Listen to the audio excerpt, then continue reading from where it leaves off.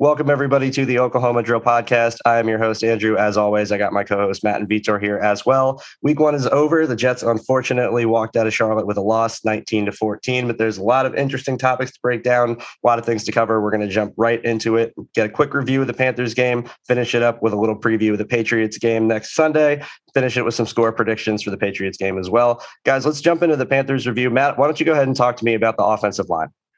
So, about that offensive line, that was horrible. But it wasn't just the offensive line. It was pretty much everybody that had the task of blocking and protecting Zack, from tight ends to running backs to the offensive line. All across the board, everybody was horrible. And they need to do so much better, or else Zack isn't going to make it to the bye week. He will be injured before we even know it. It isn't going to last long the way they played. And they just didn't look like they were really aware of what they needed to do, from coverage calls to just like knowing who's being passed to them in stunts and twists. They just looked very out of sorts. We can maybe chalk this up to maybe not getting enough time together in the preseason and camp, with AVT being hurt. Becton was hurt a little bit, and then Moses missed some time as well. So we can maybe chalk it up to that. But at the same time, they need to do better. They can't put on a showing like that again. What are some things that you guys think that they should improve on? Yeah, honestly, it was very disappointing, the performance by the O-line. In the offseason, some guy named Vitor said the Jets had the best O-line in the division, and this is not looking good right now. On the inside, McGovern and Van Roden, man, they did not play well. Ver Tucker, rookie, did not play well. And honestly, I felt like the line got better once they moved Fant to left tackle. And I feel like, I know Becton is out, but Fant and Moses might be better than Fant and Becton. Becton is light years better than Fant at left tackle, but Fant at right tackle, he was just awful. And Moses improved the running game from the very first moment. So with Fant, Moses, and I feel like with an improver Tucker, the line has only one direction to go, that's training upwards. The problem is Van Roten and McGovern, they have played 17 games for the New York Jets. And they were the big acquisitions by Joe Douglas this season, and they haven't played well. I know that this is a new system. I know they haven't played together with Tucker, but these two guys, they have played together for a long time. It's a full season together, a full offseason together, and it looks like they still can't put it together. McGovern said today in a press conference that they were expecting, in a post-game presser, they were expecting some sort of pressure. I think what he meant is he knew that their D-line would be in attack mode, just like the Jets like to play attack and not reading and playing two gaps. They were just attacking the young quarterback. Yes, he knew it, but they have to be better. The Patriots are coming. They do a lot of twists and stunts just like the Panthers did, and it's not going to get any easier. Yeah, it's definitely not going to get any easier. And I want to make a point, just so we're all on the same page here. The only one that can make the excuse of not being up to speed is Elijah Vera Tucker, because the other 4 of 5 offensive linemen all played together last year. This is not like a new line and there's all these new pieces getting together. These are guys that have known each other. These are guys that have played together, that have been in the offense the whole time, just as long as anybody else. That shouldn't happen. When you have 4 of your 5 guys that are playing, specifically the main communication issues, at least from my viewing, and I saw from the stands and haven't been able to get through to the film yet, but from being there live, the main communication issue for me, it seemed like it was between McGovern and Van Roten.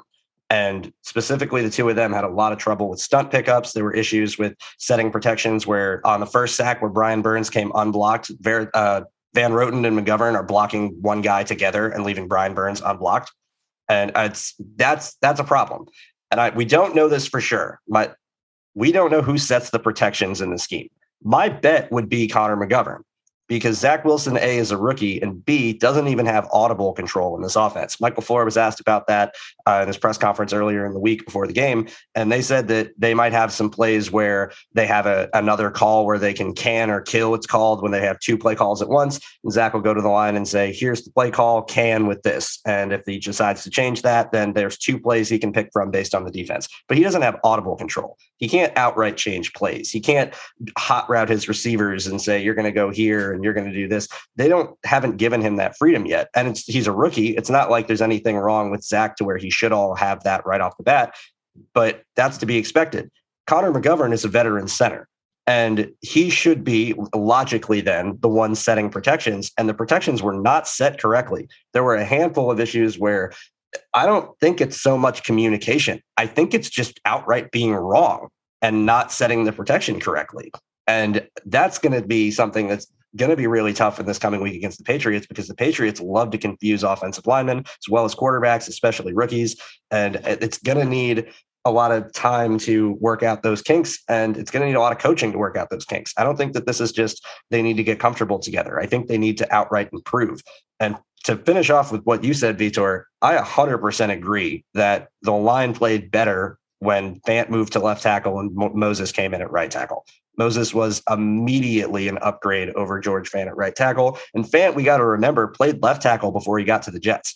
When he was converted from a tight end, he was a left tackle in Seattle. And that's where he was comfortable building his foundation as an offensive lineman. Then you ask him to flip over to the other side, and it can be difficult. And George Fant specifically has probably flipped back and forth more than everybody else, because in games where he wasn't the starter behind Moses in the preseason, he was the second string left tackle. So he's been bouncing back and forth all this time. I think it'll be better with Mekhi Becton being out, luckily only for, it seems, 4 to 6 weeks. Really looked like it was going to be a season ender at first. But with him being out 4 to 6 weeks and Fant moving to left tackle, I think that they will be better with that group than they were at the beginning of the game on Sunday. Which leads to the question, why wasn't it like that to begin with? Why wasn't Moses starting? Yeah, that is a fair question. Really hard to understand that. Yeah. That's a fair question. That is a fair question. My guess is salary, because George Fant was set to make, I think it's $8.5 million this year, and Moses is on a 1-year deal worth up to $3 million with incentives. And so if you're looking at it as a salary issue, that would be why. But I don't think that, quite honestly, I don't think that should matter. And there's a handful of things you can criticize the coaching staff for, some of which are more deserving than others. And this is definitely one that's more deserving. I can't honestly find a reason why Moses wasn't the starting right tackle. He was immediately better when he came in. Yes.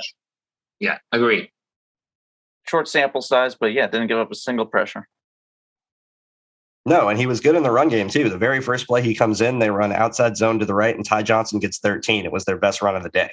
And it was right behind Morgan Moses getting the ball to the outside. So not only in the pass game, but in the run game as well, he was immediately better. And I hope that maybe with Vera Tucker getting another week to get practice and, be in the lineup and not be coming off an injury, and George Fant and Morgan Moses in the lineup, that we'll see a more improved offensive line next week. I'm hoping, but I'm really worried about setting the protections, and I'm worried that could be an Achilles heel. Yeah. Yep. All right. Well, on the bright side, we did see some second half adjustments from the offense. It started out rough. It was 16-0 at halftime. The game ended 19-14. And we saw most of Zack Wilson's production come in the second half. He started 2 for 10 and finished, I believe it was 20 of 37. So he certainly had some improvements. I thought the play calling was more improved. That also helped when Moses, like we said, was in the lineup. That made a difference. But overall, I really liked that we did see some adjustments, and it wasn't just let's try the same old game plan again. Yeah. Defensively, I felt like the Jets were more willing to pressure Darnold on third downs, which showed on 3 third downs that the Jets were able to get off the field. Salah said, let's blitz. They even showed a double mug look that Andrew predicted as a good one for the Jets as a game plan against Darnold. And it worked. The defense played a lot better in the second half. I wish they could they showed more blitz looks in the first half. I thought that they let Darnold get too comfortable in the game. And offensively, I feel like LaFleur understood that he couldn't force fed the run on early downs. He was like, I'm going to run no matter what. And the Panthers, man, you cannot run outside easily on the Panthers, especially if the looks they're giving the Jets. They're fast. They were playing with a lot of DBs, and the DBs were attacking the run, and they were getting to the sideline quickly. So I feel like the staff understood what they had to do. The problem is, why didn't they do it early? Like LaFleur was like really stubborn in the first half, but it's a bright spot. At least they're not adding Gaze, who just refused to adjust. And if the Jets went to the halftime to halftime losing 16-0 on Gaze era, you would see like a billion handoffs to Frank Gore, and let's call it a day. I'm glad they adjusted. See, but that first half game plan just makes the decision not to start Moses even more infuriating. Because if you're going to force feed the run to try and establish it, then you probably want to have one of the best run blocking right tackles that's been in the game for a couple of years. So it just doesn't make any sense. I mean, I'm glad they changed it, but now did they change to a more pass heavy second half because they had to, or because they actually wanted to make an adjustment? I think it was more a forced adjustment. Like, this is something they need to do in order to actually get back in the game. Oh yeah, agreed. But it's good that they listen to reality. Sometimes the reality forces coaches into changes, and some coaches are way too stubborn and they don't even do it. And I agree, Matt. They should have started a game with Moses, and I'm with Andrew too. Looks like a salary stuff.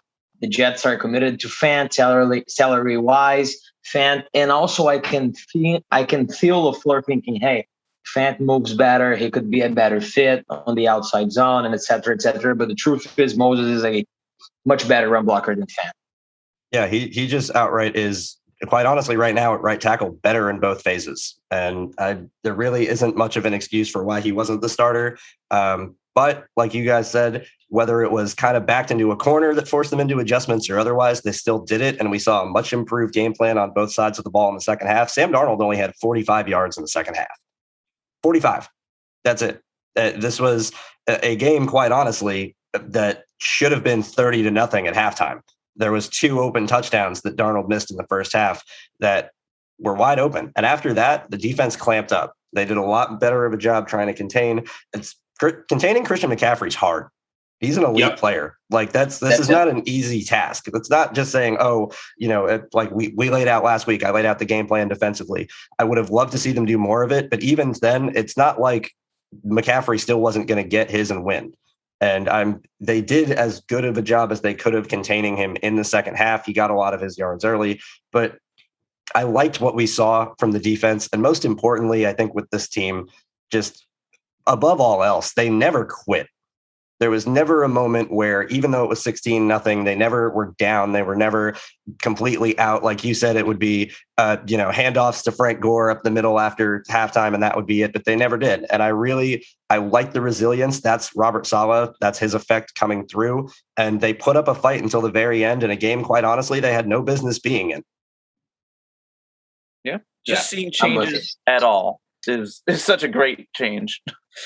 To actually have coaches in place that can recognize their mistakes in the game rather than in the post game speech. That's where we want these adjustments in the game. Agreed. Speaking of adjustments in the game, that's going to lead us to our final point of the Panthers review, and that is Zack Wilson's comeback. I think if there is anything to talk about positively from this game, it is the fact that Zack Wilson looks like the real freaking deal.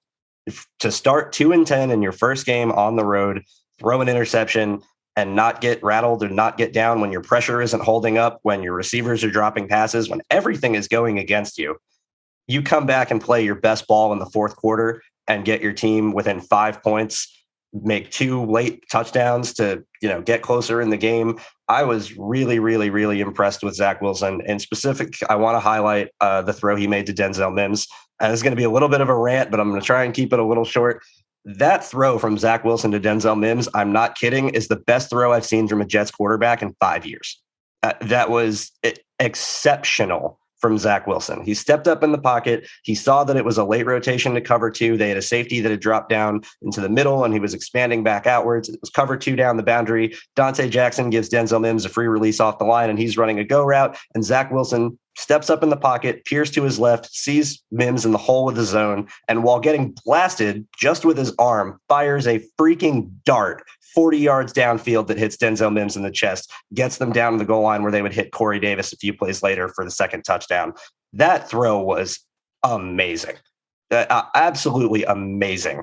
Not only the recognition of the coverage rotation, to see that there was the hole and to exploit it, but step up in the pocket, which everyone talked about. Oh, is Wilson at BYU? Is he going to be able to handle pressure? Steps up in the pocket and gets his clock cleaned and fires a complete and total laser. That is what made Wilson the second pick of the draft, and we saw it when it mattered most. I couldn't have been more impressed. Yeah, it's very fun to see Zack displace just about every giant knock on him in the draft process in one game. Can he face a real defense? Yes. Can he face real pressure? Yes. And he did it with flying colors. I did not expect to see that kind of poise from him. And he got walloped a lot in this game.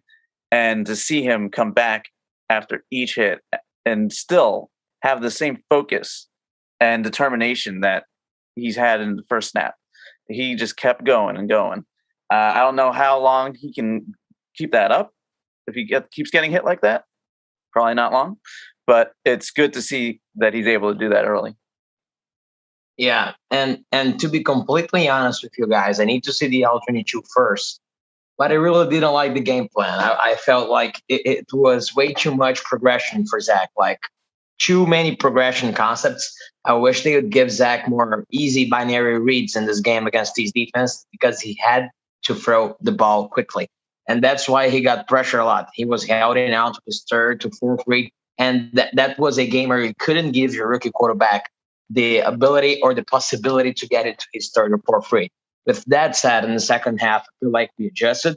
LaFleur threw a lot more on early downs, and Zack got comfortable. He understood he needed to get rid of the ball quicker. And all of the intangibles that you guys said were able to be seen, right? The ability to bounce back. He wasn't rattled. He wasn't afraid to get hit. As you said, Andrew, on that play, he stepped up right into pressure, threw the ball across his body on a laser. The red zone touchdown throw to Corey Davis is just ridiculous timing, throwing before the guy breaks on the outside. Yep. So I was really, really impressed with Zack. Situational wise, I couldn't think of a first game in which his situation was worse. O-line was bad. Elijah Moore was not in his best day. Corey Davis had a drop. The tight ends, oh my goodness, we couldn't run the ball. The OC was not on the same page with him, and he still thought the Jets almost came back to win the game. So I was really, really impressed. Yeah, purely off the play, I can say this from having been there. Zack Wilson was the best quarterback on the field on Sunday. That's just simply a fact. There were a handful of instances where Sam Darnold missed open passes. DJ Moore should have had like 200 yards in this game because he was able to get open deep on Eccles a couple of times, and Darnold just missed him. There were, like I said earlier, there were a couple wide open touchdowns in the end zone when they were in the red zone that they missed. The Panthers had 1 touchdown and 1 field goal on 4 red zone trips. Most of Darnold's yards came on dump downs to McCaffrey or screen passes. He had the 1 deep bomb to Robbie with a third string off the street free safety who stands flat footed in the middle of the field against a guy with Robbie Anderson's speed. All he had to do was hit him. Robbie was wide open, and Robbie even had to slow down to make the catch. He was just so open that it didn't matter. This was not a amazing performance from Sam Darnold to where, he outright beat the Jets. Christian McCaffrey beat the Jets more than anything else. And Zack Wilson didn't get any of that help.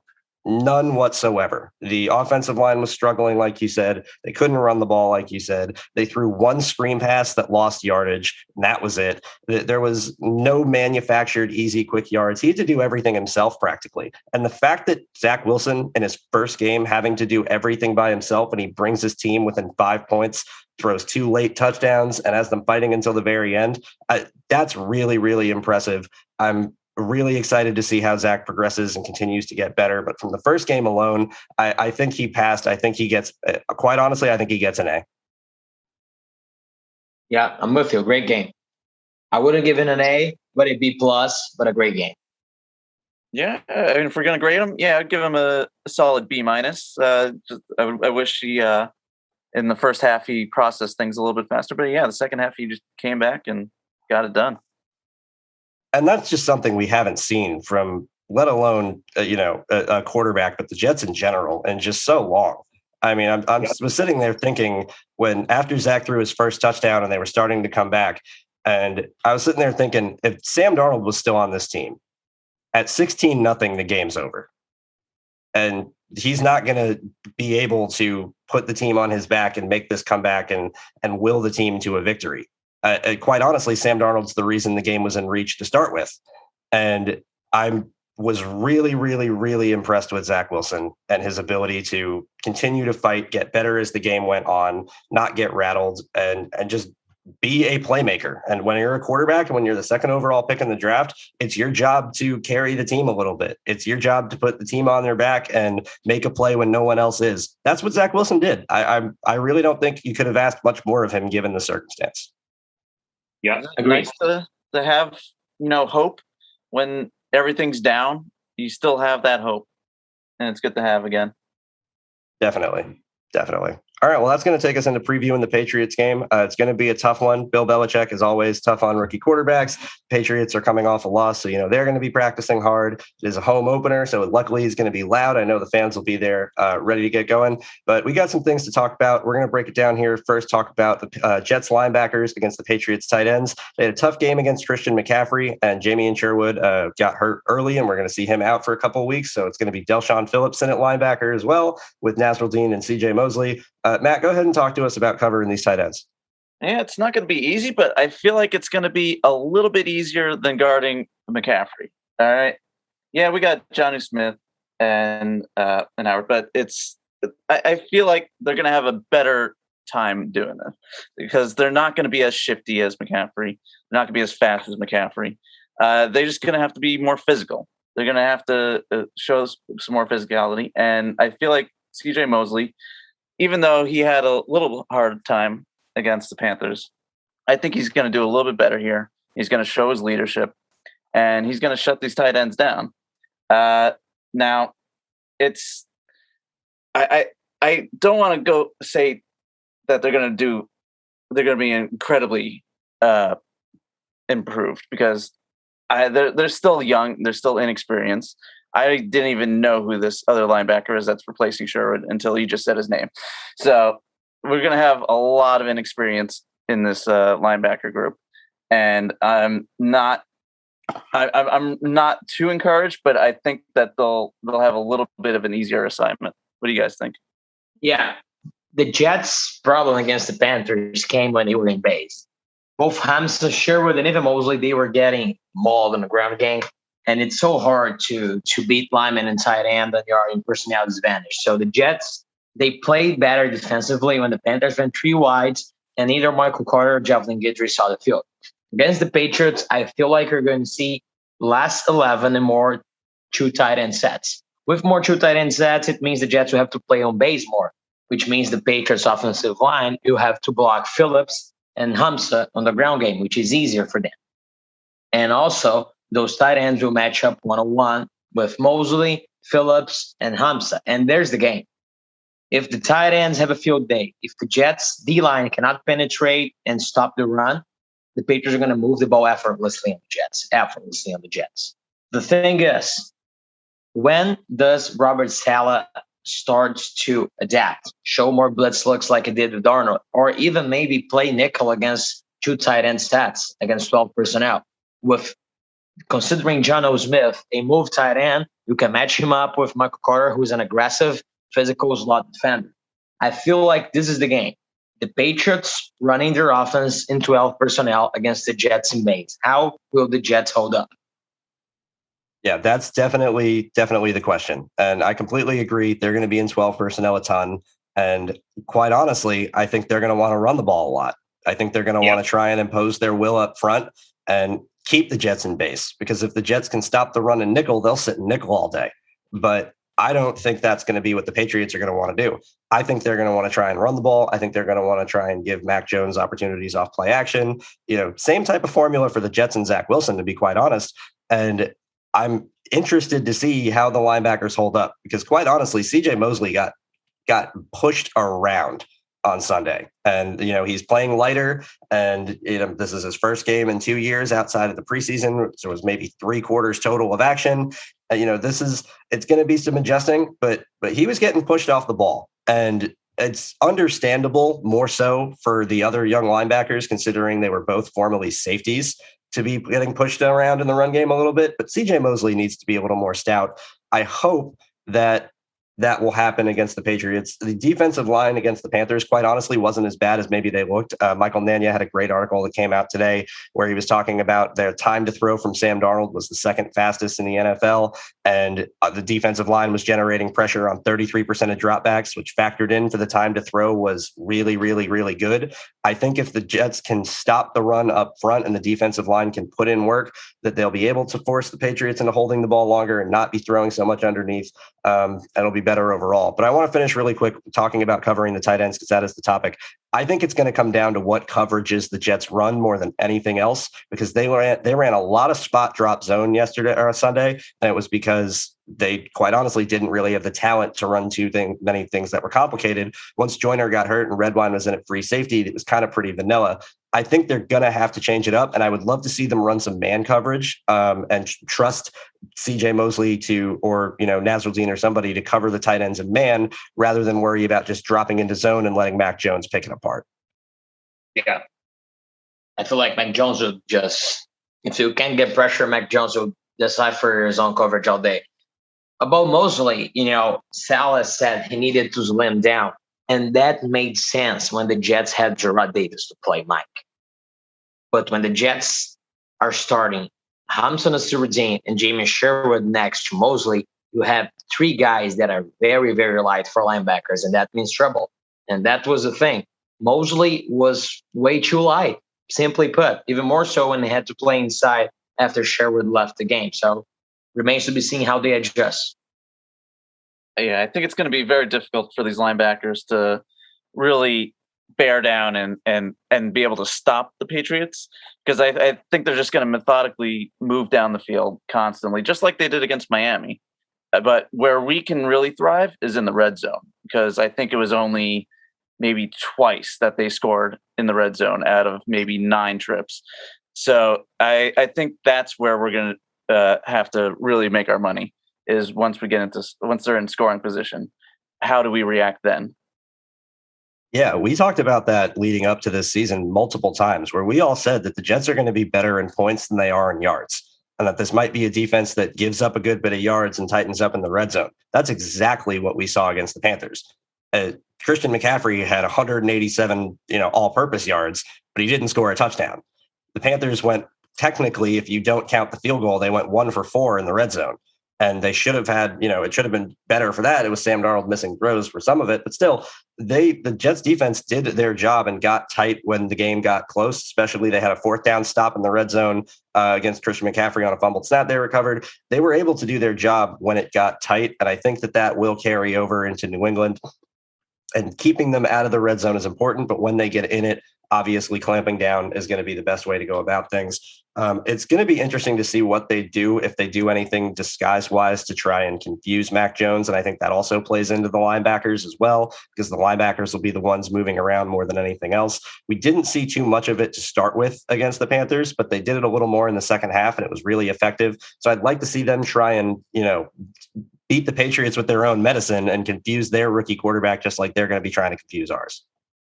Yep. Me too. Speaking of, they're definitely going to be trying to confuse Zack Wilson. Bill Belichick is notoriously dangerous against rookie quarterbacks, and especially with the offensive line that had a lot of trouble picking up stunts and twists last game. It's going to be a lot of pressure from Bill Belichick. It's going to be tough for the offensive line and Zack to decipher. And I would say, if off the top of my head, if we're trying to think of an offensive game plan that would make sense, they really got to start featuring more screen passes, and they really got to start getting more hot reads and throwing quick and keeping pressure off, because the Patriots, a lot of their pressure, there really isn't, the outright dangerous pass rusher. Matt Judon is good, but I don't think he's the most threatening edge player in the world. A lot of their pressure is manufactured. And so that, quite honestly, is scary for the Jets offensive line, because they had such trouble last week. But I'm encouraged that Zack, from what we've seen from Zack, especially now where I think he might be more aware that pressure is coming, I think he's going to be looking to get the ball out quicker, and hopefully that should mitigate things, but it's going to be a tough task. Yeah, it definitely is. You got Judon, Uche, Lawrence Guy, Christian Barrymore. They're going to be doing twists and stunts until we can prove that we can stop it. I want these guys practicing twists and stunts all week. I want them to dream about twists and stunts because that's what's going to be thrown at them. And if they can't stop it, it's going to be a long game. Yeah, it's going to be long. It's going to be long. Van Roten in his press conference today even mentioned that they struggled with that and that teams are probably going to keep doing it until they prove they can stop it. So at least there's the self-awareness there to recognize it. But that just because you know what the problem is doesn't mean you know how to fix it. And hopefully they can fix it within a week. But I still think it's going to cause some issues. Yeah. Honestly, you know what encourages me about Zach facing Belichick? Zach was really, really good post-snap against the Panthers. I expected a more confusing Panthers defense. They were like just aggressive, playing single high most of the time, some too deep, but they were just aggressive, not as much as confusing as I thought. But Zach was really, really good post-snap. After the pick, especially, he was able to go for his reads, understand the rotations. Most of his throws were not determined pre-snap, and that gives me a lot of confidence against Belichick. Obviously, Belichick is fantastic. When he wants to fool you around, he will.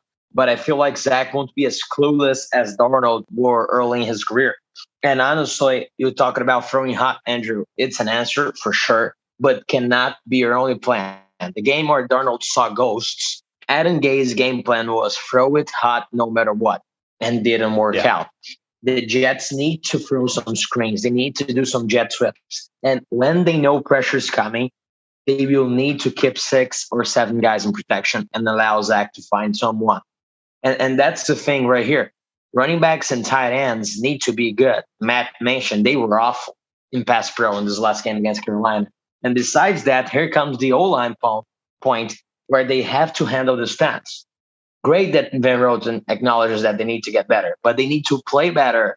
Him especially and McGovern. 17 games as a Jet, and nothing has happened. So week 2, home opener against the Patriots. Those guys, they need to be aggressive right off the bat and understand that pass pro is not passive. They need to be aggressive, throw their first punches. I want to say about Avery Tucker. And if the O-line is average, and if the game plan's right, there are ways to move the ball against New England. Yeah, there definitely are. Vitor, I want to throw something at you from that I saw being at the game live that maybe you didn't quite see on broadcast. The Panthers, were rotating every snap. Really? Every snap. Every single one. I'm not kidding. I am no hyperbole whatsoever. They were rotating every single play. They moved pre-snap every single time. And there was multiple times where corners would start deeper and then they would come up and press. You would have safeties coming down and showing single high and then dropping back. You would have the opposite where they would have 2 high and drop down. Every single play, there was pre-snap rotation. Every single one. And Zack Wilson wasn't faced. Yeah, that's great. You know, it's better. It's good for me because it's more like what I predicted. But in the broadcast angle, I was like, I don't think they're rotating as much. They're just being aggressive and manhandling our line. Actually, I was looking down to the box a lot more than deep, and you can't see deep in a broadcast angle. But it's good to hear that they were rotating, and Zach wasn't phased, as you said. He was playing well. He understood the rotations. The ball to Denzel Mims is one ball that Zach saw the rotation too deep and got the shot hole going. Yeah, no, you were exactly right with your evaluation. Don't think for a second that you weren't, because they were exactly what you laid out that they do is exactly what they did. Yeah, and our rookie quarterback finished the game in the second half. I think was 14th out of 20 for 182 touchdowns. That's good, right? Yeah, that was excellent. Quite honestly, it was excellent. And it was really encouraging to see, again, not to get back on Zack Wilson or talk too much about the Panthers game again, but it was really encouraging to see him not get fooled by those rotations. And it's what we talked about with him for so long. It's his processing speed. It's his ability to look at something, even if it's unfamiliar to him, and even if it might fool him, and not get caught up and not get caught seeing ghosts like we've seen before, or freezing because he doesn't know what's happening. It's, oh, that's not what I was expected. Okay, come off of it. That's huge. And it was really, really important in the Panthers game. It was really encouraging to see from him. And that rotation's so complex that I don't know if there's anybody else in the league that can really throw anything at him coverage-wise that would be much more challenging than that. Yeah, not much. There's only a handful of defenses in the league that do that much rotation, and most of them are some of the better defenses in the league, to be quite honest. But he didn't seem to not know what was going on. And even if he was confused, it wasn't to the point where he was completely and totally shutting down. I think there were a handful of instances he held the ball too long, and that'll come with experience. It's going to happen, and you're trying to make a play. But I was really, really happy with what I saw from him against the coverage rotations. And I think that it's going to be encouraging or it's going to be daunting for the Patriots, quite honestly, to try and call some of those rotations because we've seen that Zack can exploit it when he knows what's going to happen. I think their game plan is going to be much more about trying to beat up this offensive line than confuse Zack. Yeah. All right. Well, as we talked about all season, games are won and lost in the trenches. The final point about the Patriots preview is going to be our defensive line against their offensive line. Like we talked about earlier, the defensive line did better against the Panthers than the numbers may have indicated. They only had 1 sack, but that's not the only number that's important. You have to factor in everything as a whole. Panthers were getting the ball out really quick. And even though they were getting the ball out quick, they were still generating a handful of hits, handful of hurries. They were doing their job. Especially against a rookie quarterback in Mac Jones. They're going to have to do it again. Vitor, go ahead and tell us how the D-line can win. Well, the Patriots O-line is a lot better than the Panthers O-line, basically in every single spot. But they are not immune to an aggressive pass rush. And this is a perfect game for a Quinnen Williams appearance, right? I feel like Quinnen could be our defensive X factor. Huff played well. Franklin Myers played well. Quinnen was kind of quiet. So was Sheldon Rankins. Mac Jones is a quarterback that loves to step up into the pocket. It reminds me of Tom Brady in that aspect. When he faces outside pressure, he's great. He's going to step up into the pocket, hit his eyes downfield, and deliver the football. But when he faces inside interior pressure, he tends to struggle. So Quinnen Williams and Sheldon Rankins, alongside the linebackers, as we were saying, are the X factors. If Williams and Rankins can penetrate the pocket, stop the ground game, make the running back change his direction, and on third down, they can get to Mac Jones. This defense will play a lot better early on than they did against Carolina. Yeah, a lot of people during the game was, where's Q? Where's Q? Everybody's expecting a huge year from Q, and he didn't really show up as much as we thought he would be. He was all right, but he definitely wasn't the dominant player that we need him to be. And I think he's not 100% back. I think he missed enough time where he still needs some to knock off some of that rust a little bit.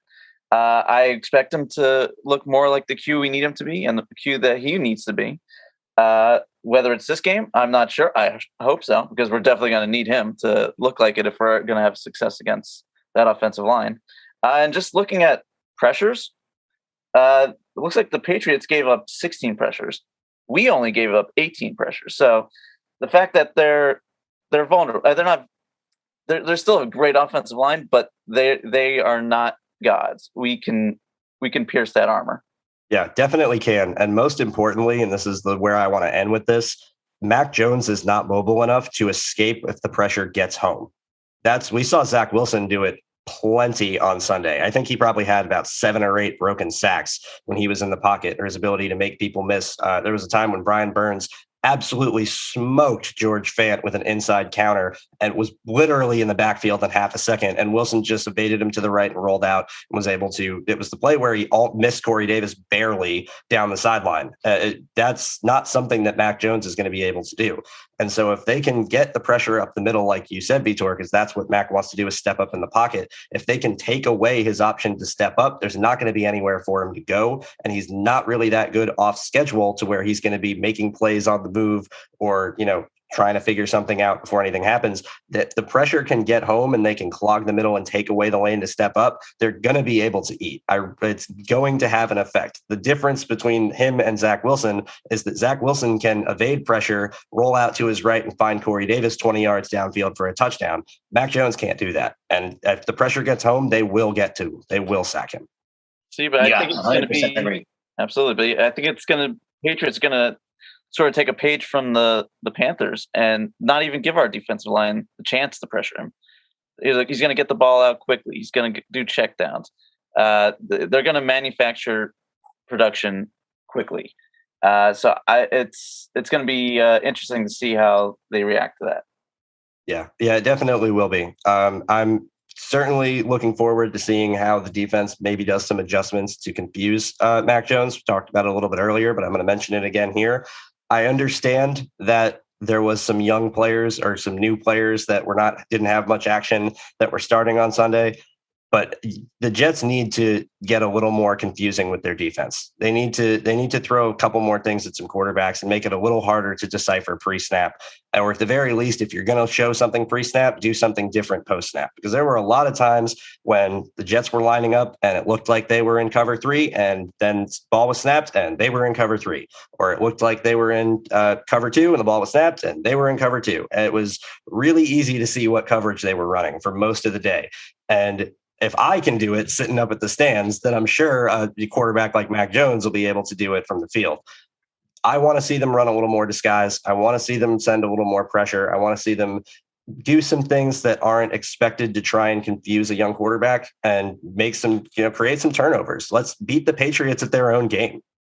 Yeah, agree. All right, well, guys, let's finish this off with some score predictions for the Patriots game. I'll go ahead and start. I'm going to say 17-14 Patriots. I'm hoping to be a jinx, but I'm worried about the offensive line's issues in protection. I'm worried about their ability to pick up stunts and twists because I quite honestly just think it's because McGovern and Greg Van Roten aren't good. And it's going to be a problem in the future, and hopefully not for the whole season, but at least for the foreseeable future. Again, I'm hoping to be a jinx, but 17-14 Patriots. All right, I'm going to go 16-13 Patriots. I think it's going to be a battle to keep the Patriots out of the end zone, and I think we're going to do a good job of it. They'll probably get a bunch of field goals, but in the end, it's all up to our offensive line. Will they be able to keep Zack upright and productive? And I don't know if they're going to. Until they prove they can, I'm going to assume they can't. There is no way on earth that Robert Saleh and Zack Wilson first game at MetLife Stadium will be a loss. The Jets will win the game 23-17. Wilson for a couple touchdowns. Elijah Moore scored his first career touchdown. We're going to see a Tyler Kroft touchdown. And the defense is going to shut down Mac Jones in the second half. The Jets will kick 3 field goals. Amendola will be the team MVP with 3 field goals and a billion of punts into the Patriots on 5. And they're going to win the game 23-17. All right, well, there we have it. We got 2 Patriots wins, and Vitor is the lone optimist. The Jets win. Hopefully, we will be back next week to recap a win and not recap another loss. But in the meantime, this has been the Oklahoma Drill Podcast. Thank you guys so much for listening. I am your host, Andrew. You can find me at AndrewGolden_17. Guys, you know the drill. Matt, you can find me at Zazzy Jets. And I'm Vitor, and you can find me at Vitor Paiva M. As always, it's at OKD Podcast on Twitter. Thank you guys again for listening, and we'll be back next week. Bye-bye.